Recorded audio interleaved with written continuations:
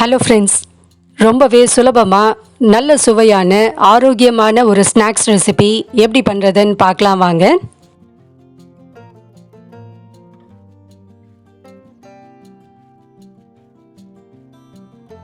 இந்த ஸ்நாக்ஸ் பண்ணுறதுக்கு இப்போ ஒரு பெரிய சைஸ் கப்பக்கிழங்கு எடுத்துக்கலாம். கப்பக்கிழங்கை நல்லா சுத்தம் பண்ணிவிட்டு இது மாதிரி தோலை சீவிட்டு சின்ன சின்ன துண்டுகளாக கட் பண்ணி எடுத்துக்கணும். கப்பக்கிழங்கு வாங்கும்போது நார் இல்லாத கப்பக்கிழங்கா வாங்கினோன்னா தான் இதுக்கு கரெக்டாக இருக்கும்.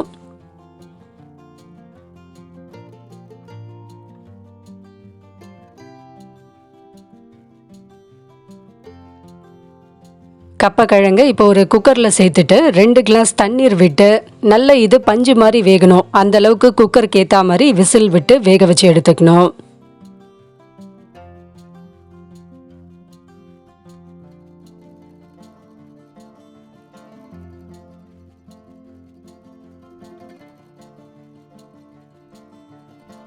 கிழங்கு நல்லா வெந்துடுச்சு. இப்போ இதை நல்லா மசிச்சு எடுத்துக்கணும்.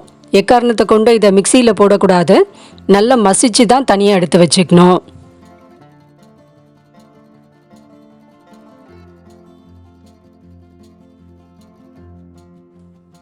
கிழங்கு நல்லா மசிச்சு எடுத்து வச்சாச்சு. இப்போ நம்ம ஒரு மசாலா அரைச்சி எடுத்துக்கணும்.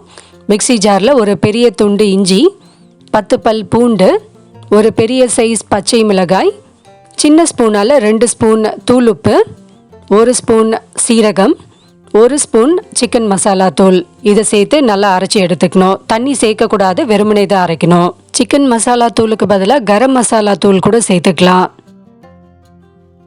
இஞ்சி நல்லா அரைப்பட்டுடுச்சு. இப்போ நம்ம இதில் 1 ஸ்பூன் மிளகாய் தூள், ஒரு சின்ன துண்டு சீஸ் சேர்த்துக்கணும். சீஸ் அப்படி இல்லைன்னா சீஸ் பவுடர் கூட சேர்த்துக்கலாம். சீஸ் சேர்த்து ஒரு சுத்து மட்டும் சுற்றிட்டு இந்த மசாலாவை மசிச்சு வச்சுருக்க கிழங்கோட கலந்து விட்டுடணும். கடைசியாக இதில் 2 ஸ்பூன் கார்ன்ஃப்ளவர் மாவு, 1 ஸ்பூன் கசூரி மேத்தி போட்டு தண்ணி சேர்க்காமல் இதை ஒரு கெட்டியான மாவாக பிசைஞ்சு வச்சுட்டு இந்த மாதிரி ஸ்கியூவர்ஸில் வச்சு இதை நல்லா உருட்டி எடுத்துட்டு இதை நம்ம ஷாலோ ஃப்ரையோ இல்லைன்னா டீப் ஃப்ரை அப்படி இல்லைன்னா அவனில் வச்சோ இதை நம்ம சுட்டு எடுக்கணும்.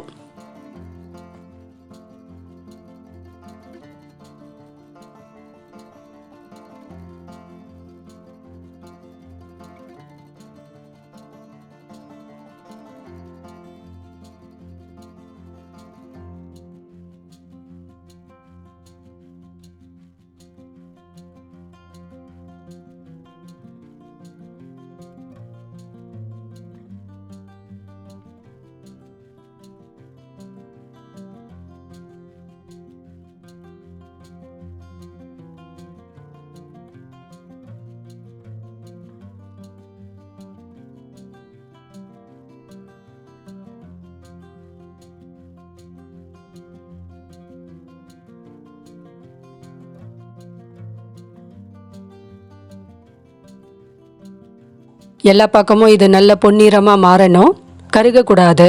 நல்ல பொன்னிறமாக மாறின பிறகு எடுத்துடலாம். இந்த கப்பக்கிழங்கு டிக்காவை உங்களுக்கு விருப்பமான டிப்போடு வச்சு சாப்பிட்டு பாருங்கள். டேஸ்ட்டு சும்மா அள்ளும். அந்த அளவுக்கு இது ரொம்பவே எல்லா வயது பீப்புளுக்குமே பிடிக்கும். இதே மெத்தடில் ட்ரை பண்ணி பாருங்கள்.